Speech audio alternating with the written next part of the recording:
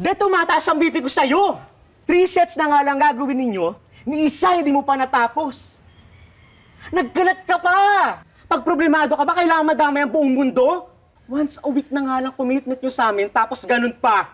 Sir, sorry po talaga. Sorry. Last na po yun. Promise, hindi na talaga mauulit. At ano naman nangyari sa inyo ni Benedict?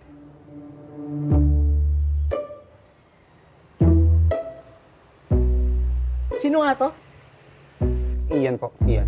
Sir, yan po. Narinig ko, Ruel. Eko ka rin eh. Sorry po. Huwag niyong abusuhin ng salitang sorry, pwede? Sorry. Maghanap na kayo ng ibang Sunday slot nyo. Last gig nyo na next Sunday. Marami namang ibang bar dyan. Wait, sir. No! That's final! Sorry. Di, paano na? Yung racket ko na rin na graphic design, mahina na rin. And sure ako magsisingil na yan sa apartment natin soon. Anong gagawin natin? Alam mo, kasalanan to ni Benedict eh. Actually, kasalanan mo eh. Excuse me? Simple lang naman, di ba? May gig, naglasing ka. Hindi ka nakapag-perform ng maayos. Sinukahan mo ko. Dinamay mo kaming lahat. Ang selfish, di ba? Ayan. Hoy! Sino ka ba, ha? Alam mo, kadarating mo lang dito. Akala mo kung sino ka na magsalita. Bakit? Mali ba ako? Teka nga, sandali lang ha. Kumalma nga kayong dalawa, please. Alam mo bang adami kong sinakripisyo para makapunta lang dito sa Manila? Galing Olongapo. Olongapo pa! Kasi sabi itong si Ruel, regular daw yung gig nyo. Ano dahil sa'yo? Dahil sa'yo, next Sunday, last gig na. Ang saya, di ba? Alam mo, maganda sana yung boses mo eh. Tapos may kulang. Professionalism.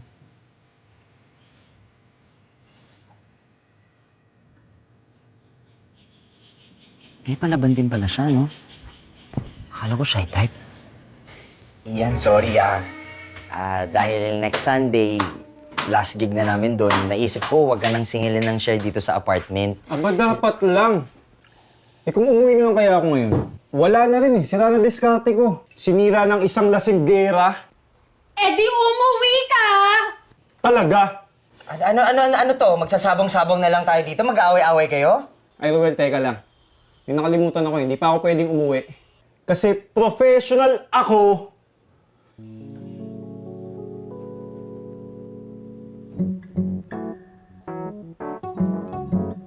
Pre, ano kasi, sumabit lang talaga ako dito sa Manila eh.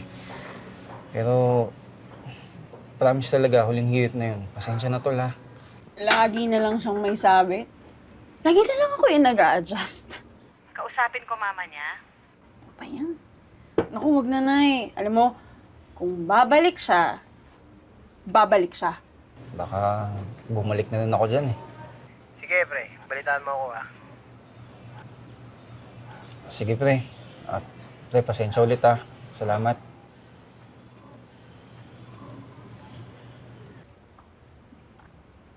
Oo, Nay. Sure ako. Tsaka wag ka na nga mag-isip ng kung ano-ano. Okay lang ako. Wag kang mag-alala sa akin. Ah? Sure ka ba anak? Okay ka lang? Tumawag ka lang ha? Opo. Sige na, bye-bye. Bye.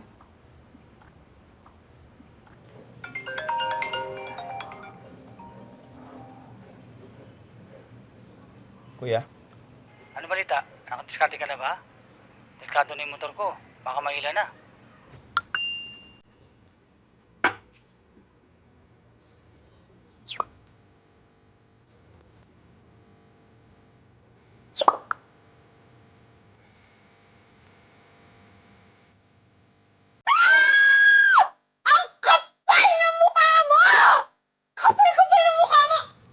Bagay talaga to. Singgera.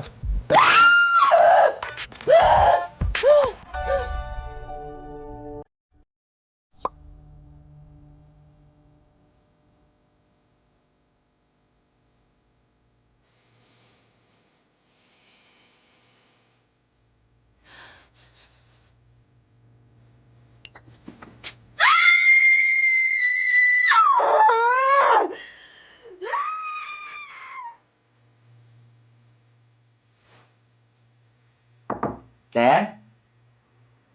Te? Te, buhay ka pa ba dyan? Te? Be? Iyan. Ano yun? Patulong naman. Patulong naman. Saan? Check lang natin kung buhay pa. Kagabi pa kasi hindi ko makain tong lokaret na to. Baka ano sabihin niya pagpasok ko dito, Ako na bahala. Be?